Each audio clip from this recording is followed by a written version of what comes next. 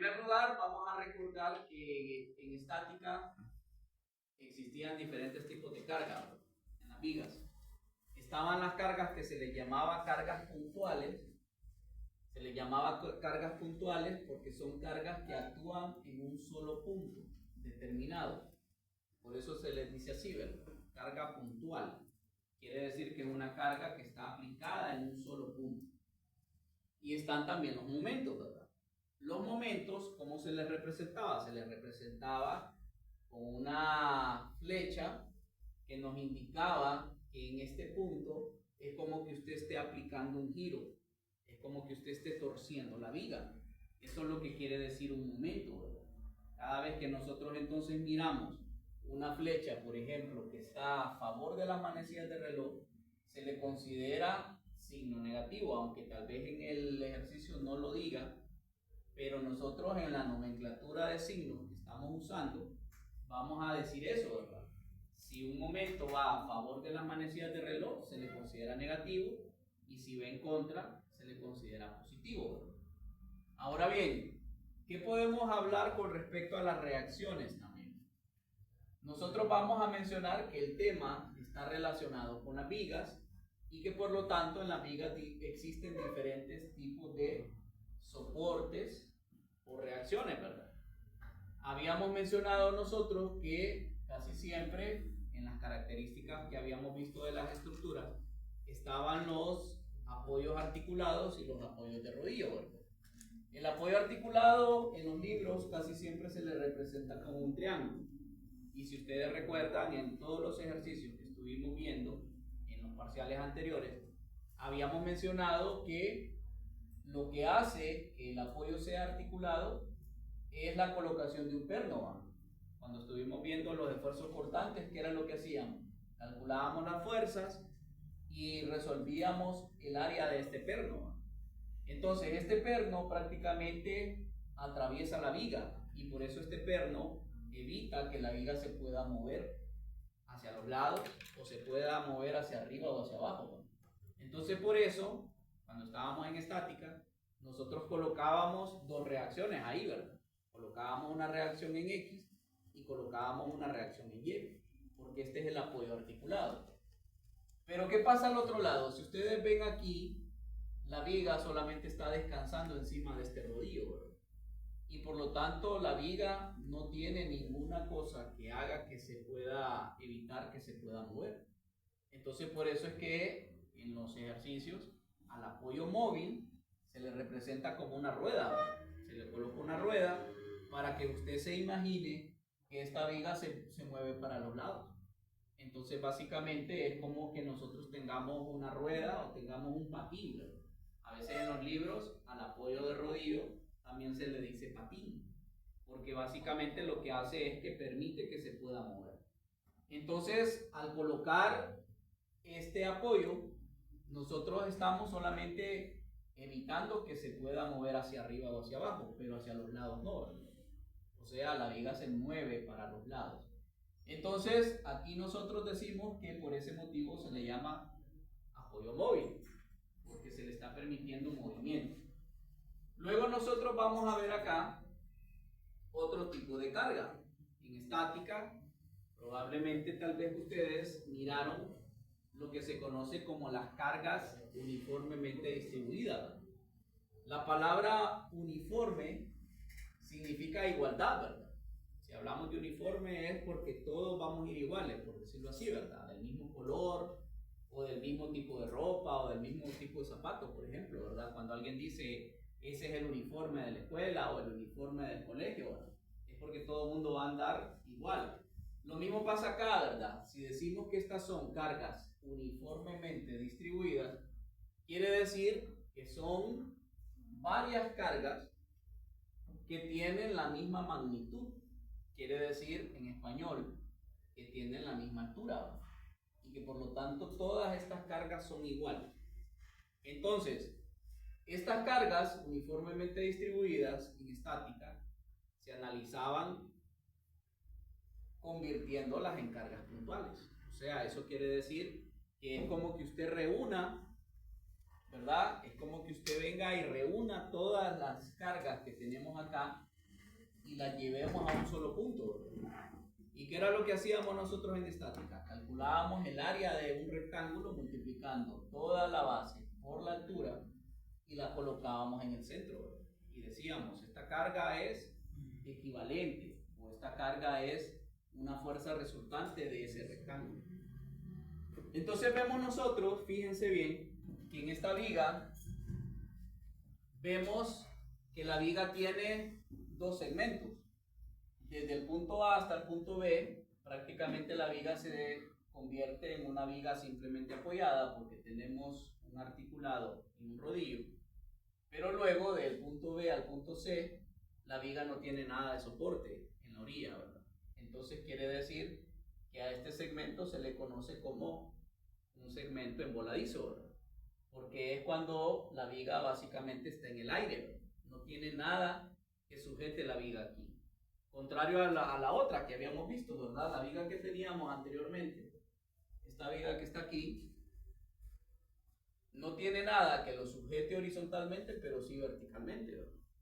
Pero la otra que estábamos viendo tiene lo que se conoce como voladizo, porque no existe ningún tipo de restricción acá. Ahora bien, vemos esta otra viga. A esta viga se le conoce como viga empotrada, ¿verdad? El apoyo empotrado es el apoyo que tiene tres incógnitas. El apoyo de empotramiento tiene una reacción en X, tiene una reacción en Y, pero además tiene un giro. O sea, tiene lo que se conoce como un momento. Este es el apoyo más seguro de todo, ¿verdad? ¿Qué quiere decir un apoyo de empotramiento? Quiere decir que nosotros le estamos restringiendo a esta viga que se pueda mover para los lados, que se pueda mover hacia arriba o hacia abajo, pero que tampoco se vaya a torcer. Entonces por eso se dice que este es el apoyo más seguro, ¿verdad? Porque estamos evitando todos los movimientos que puedan ocurrir en este apoyo. Ahora bien, en el otro lado existe un rodillo. O sea, quiere decir que en este lado sí tenemos bien sujeta esta viga, pero al otro lado le estamos permitiendo que se pueda mover para los lados. Entonces, a veces es necesario tener que combinar diferentes tipos de apoyo, porque nosotros no podemos ser 100% rígidos, ¿va? Usted diría, por ejemplo, ¿por qué no todos los ejercicios son empotrados si son los más seguros? ¿Por qué no nos conviene que al otro lado también tengamos empotramiento? No nos conviene porque la estructura sería exageradamente rígida. Y cuando exista una fuerza capaz de romper uno de los apoyos, la estructura va a fallar. Por ejemplo, en los sismos, ¿verdad? A nosotros nos conviene que las estructuras tengan un grado de libertad y que se puedan mover hacia los lados. Así como, por ejemplo, en esta construcción que estamos viendo acá, ¿verdad? Cuando nosotros vemos, por ejemplo, un puente, no nos conviene que los dos extremos estén totalmente rígidos, porque cuando existen sismos, los movimientos son horizontales, no son verticales, ¿verdad? Y esos movimientos horizontales son los que más bien hacen que se derrumben las estructuras. Por ese motivo, a nosotros nos conviene más bien que las estructuras se adapten a los movimientos horizontales. Y por eso es que en alguno de los apoyos nos conviene colocar un apoyo móvil para que cuando existan fuerzas horizontales la estructura no se derrumbe, sino que más bien se adapte, ¿verdad? Se adapte a ese cambio. ¿Me entienden? Entonces, lo mismo pasa, digamos, en ese aspecto del concepto, ¿verdad? Por ese motivo es que nosotros vemos que existen vigas combinadas, o sea, segmentos que tienen rodillos, que tienen articulaciones, que tenemos rodillos, que tenemos empotrados, o sea, combinación de reacciones para que la estructura se adapte a los cambios que puedan existir en el futuro. ¿Ok? No sé si hay dudas hasta ahí. ¿Alguna pregunta? Bien, entonces existen otro tipo de cargas uniformemente distribuidas, o sea que no solamente las rectangulares. Por ejemplo, aquí vemos nosotros que existen otro tipo de cargas. Por ejemplo, las cargas que son cargas triangulares, quiere decir que a medida van aumentando su distancia, van aumentando también su magnitud, ¿verdad? Son cargas variables. Llegan a una zona rectangular, pero luego empiezan a decrecer. Aquí vemos nosotros un ejemplo también de una carga rectangular que va a ser al principio, pero que luego comienza a descender. Así va a ser su comportamiento. Y vemos combinaciones entre cargas uniformemente distribuidas, cargas puntuales, momentos, cargas uniformemente distribuidas. Entonces quiere decir, ¿verdad?, que las opciones pueden llegar a ser múltiples, ¿verdad? Podemos combinar diferentes tipos de reacciones, diferentes tipos de cargas, diferentes tipos de momentos, para poder analizar qué es lo que está pasando sobre ella, ¿verdad? Y así es como nosotros vamos a ir determinando eso que vayamos avanzando, ¿verdad? Vemos nosotros entonces que el análisis se va a producir, digamos, de esa manera para lo que van a ser las estructuras. Ahora, antes de pasar al primer ejemplo, va a ser necesario que nosotros determinemos el tipo de comportamiento que va a existir en las vigas para poder establecer las zonas de tensión y compresión. Entonces, fíjense, vamos a tratar de analizar ese concepto acá. Permítanme que vamos a buscar acá los marcadores para que hagamos un par de situaciones. Vamos a ver lo siguiente. Imaginémonos que nosotros tenemos una viga uniformemente, con cargas uniformemente distribuidas, ¿verdad? Por ejemplo, algo así. Y que la viga está simplemente apoyada, o sea, quiere decir que el apoyo de este lado es un articulado y el otro lado es un rodillo, ¿verdad? Entonces, el mismo peso de la viga es un ejemplo de una carga uniformemente distribuida, ¿verdad? Porque se supone que toda la viga está construida, digamos, del mismo material y que por lo tanto va a tener el mismo peso. Ese es un ejemplo de una fuerza así, ¿verdad? Aunque nosotros miremos una viga que tal vez creamos que no está cargada, pero sí realmente está cargada, ¿verdad?, de manera invisible, por decirlo así, porque el mismo peso está haciendo esto.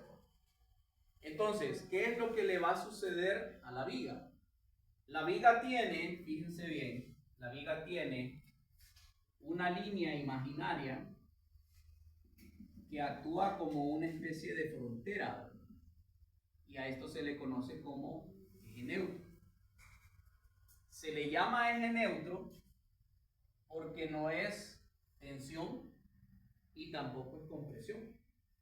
Es como el cero en la recta numérica, ¿verdad? El cero de la recta numérica, ¿qué signo tiene? ¿Es positivo o es negativo? No tiene, ¿va? Porque básicamente el cero es como una frontera, ¿me entienden, verdad? Es una frontera. Lo mismo pasa con el eje neutro. El eje neutro no es positivo ni tampoco es negativo. O sea, no es tensión, tampoco es compresión. Ahora bien, imaginémonos que nosotros entonces cargamos esta viga. Y esta viga se va a deformar, ¿verdad? A medida pasa el tiempo, ¿qué le va a pasar a la viga? Básicamente la viga se va a torcer así, ¿verdad? Y yo lo voy a colocar así de manera exagerada, ¿verdad? Probablemente no le pase eso a menos que este material sea muy débil, ¿verdad? Sea muy elástico, pero para que tratemos de entender el concepto, vamos a imaginarnos entonces que aquí tenemos nosotros el eje neutro, aquí tenemos el eje neutro, y por lo tanto tenemos que usar nuestra imaginación para tratar de interpretar qué es lo que le va a pasar a este material abajo del eje neutro y qué es lo que le va a pasar arriba del eje neutro. Si se va a comenzar a agrietar, ¿dónde se imaginan ustedes que lo vamos a notar? ¿En la parte de abajo o en la parte de arriba? En la parte de abajo. En la parte de abajo, ¿verdad? ¿Por qué? Porque ¿qué le está pasando a la viga aquí abajo? Exactamente, se está separando, o sea, se está extendiendo, ¿verdad? Básicamente quiere decir que la grieta, en dado caso comienza a aparecer, va a comenzar a formarse aquí abajo, ¿verdad?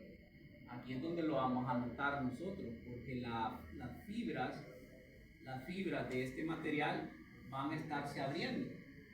Y por lo tanto a esto es a lo que nosotros le llamamos tensión, ¿verdad? Lo cual quiere decir que si yo tengo una viga simplemente apoyada, lo más natural que pase es esto. Y en la parte de arriba, las fibras van a estar actuando hacia el centro. Y por lo tanto aquí estaría la compresión. O sea, la parte de arriba se va a estar apretando, pero la parte de abajo se va a estar abriendo, se va a estar separando. ¿Me entienden? Entonces, a esto es a lo que se le llama flexión, ¿verdad? La combinación dentro del mismo elemento, la combinación de los dos efectos, la combinación de tensión y compresión. Entonces, quiere decir que nuestro trabajo como ingenieros va a ser poder identificar este eje neutro, porque este eje neutro separa los dos efectos, ¿verdad? Separa qué lado está en tensión y qué lado está en compresión. Entonces, por eso es que ustedes en la clase de estática tenían que calcular el centroide, y de hecho nosotros en el primer parcial hicimos varios ejercicios, ¿se acuerdan, va? Hicimos varios ejercicios queriendo identificar el centroide, ¿verdad? ¿Por qué? Porque ese centroide básicamente es el sitio por donde va a pasar ese eje neutro, y es el que va a separar entonces las vigas de tensión y compresión. Ahora, ¿qué sucede con los voladizos? Es importante mencionar lo siguiente. Imaginémonos que acá ahora ya no tenemos un apoyo articulado, sino que es un empujamiento, ¿verdad? Y casi siempre que usted coloca, por ejemplo, un empotramiento, es porque al otro lado va a colocar un voladizo. O sea, al otro lado no hay reacciones, ¿verdad? ¿Y qué le va a pasar, por ejemplo, qué le va a pasar a esta viga si nosotros comenzamos a cargarla? Si nosotros acá tenemos, por ejemplo, una carga uniformemente distribuida, como la que teníamos en uno de las imágenes, a este lado no le va a pasar nada, porque en este lado es donde usted está colocando un apoyo de empotramiento. O sea que en este lado no se va a deformar, ¿verdad? No se va a mover ni hacia arriba ni hacia abajo, ni hacia la izquierda ni hacia la derecha. Pero ¿cómo va a quedar entonces en este otro lado? En este otro lado, como aquí no hay nada, es donde más se va a deformar, ¿verdad? Y por lo tanto quiere decir que nosotros vamos a tener lo siguiente, ¿verdad? Vamos a tener que el comportamiento de esa viga va a ser más o menos parecido a eso que estamos viendo ahí. Entonces, siempre va a existir un eje neutro. Siempre vamos a tener la formación de eje neutro. Pero ¿qué va a pasar ahora? Ahora la tensión ya no se va a estar produciendo abajo. Porque si ahora se deformó así, quiere decir entonces que donde se esté estirando ahora va a ser arriba, ¿verdad? Ya no va a ser aquí abajo. O sea, la grieta va a comenzar a producirse ahora acá, ¿verdad? Ahí es donde usted lo va a notar, ¿verdad? Y por lo tanto, quiere decir entonces que arriba es donde las fuerzas van hacia afuera, por lo tanto hay tensión. Pero abajo las fuerzas van hacia adentro. Y por lo tanto aquí se va a producir la compresión. Entonces, ¿qué tiene que ver esto con lo que vamos a ver? Tiene que ver mucho, ¿verdad? Porque, por ejemplo, nosotros dentro de la misma viga vamos a ver combinaciones de esas dos cosas que están ahí. Por ejemplo, ¿qué pasa con esta viga que está acá? A pesar de que aquí está el rodillo y aquí está el articulado, ¿qué tipo de comportamiento va a tener su deformación? La primera imagen que tenemos a la izquierda allá o la derecha.